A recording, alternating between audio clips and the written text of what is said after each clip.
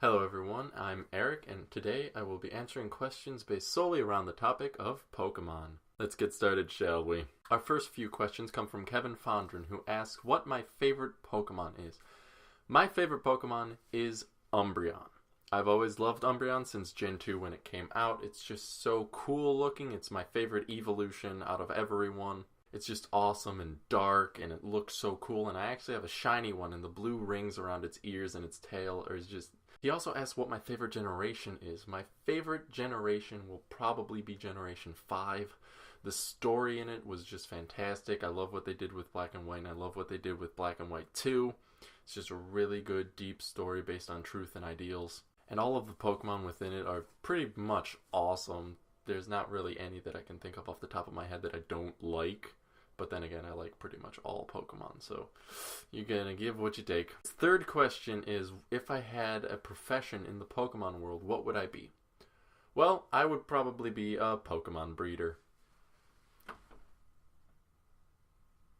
Our next two questions come from Chelsea Dimer, or Deemer, I don't know, I can't pronounce your name, I'm sorry.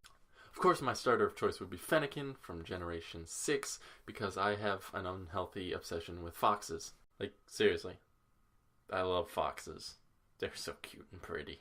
Her other question is how I feel about the differences between new and old Pokemon games. My personal belief is that there hasn't been all that much change between the new and the old Pokemon. I mean, stylistically, yeah, and kind of in the story, there's definitely more of a story as you go later into the generations. But there's still the same amount of cool versus silly Pokemon, so that kind of really hasn't changed. But like I said, the newer games do kind of tend towards the original generation that the game was built on and their aging quality, so there's more adult content, stuff for training, and all that other competitive stuff that children aren't really all that interested in. The next question comes from Omar Id, I believe is how you say your last name. I don't know, I'm really bad with last names, so I apologize in advance. If I could add one feature to a Pokemon game, what feature would I add? The feature I would have to add are HM replacement items.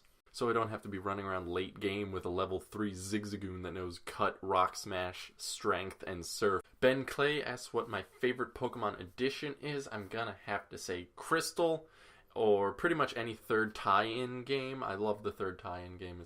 Tyler May has 3 questions for me. How do I play the game? Have I ever dressed up? And what my favorite type is. First of all, let me say that I have never dressed up for a Pokemon thing. My favorite type is Dark, as is imposed by my favorite Pokemon, who is Umbreon, who is a Dark type. I just love the Dark type. It's just cool, and you have Absol, you have Bisharp, you have all those awesome Pokemon. Your third question, however, how do I play the game? Well, usually I tend to get both versions of a game, as in X and Y with the latest generation. The first game I play through just to get the story. However, once that's done, that game becomes my resettable game. So if I ever want to play through the game again, I have that game I can just reset and play through and then reset and play through, etc., etc. The other game becomes my completion game. And as is apparent with my Pokemon Y, I have over 300 hours put into that game, and it's very, very, very far along. Next up, we have Josh, who asks who my favorite Generation 6 Pokemon is. My favorite Generation 6 Pokemon would have to be Carbink, because he's adorable, and he's a wall, and he's carbon, and I don't know. I just felt very connected to him. I caught him. He was the first Pokemon I tried to get a shiny for and gave up trying to get a shiny of. And soon I'm going to love Diancie, because Diancie is pretty much the queen of all Carbink, so she's going to be on my top list, of course.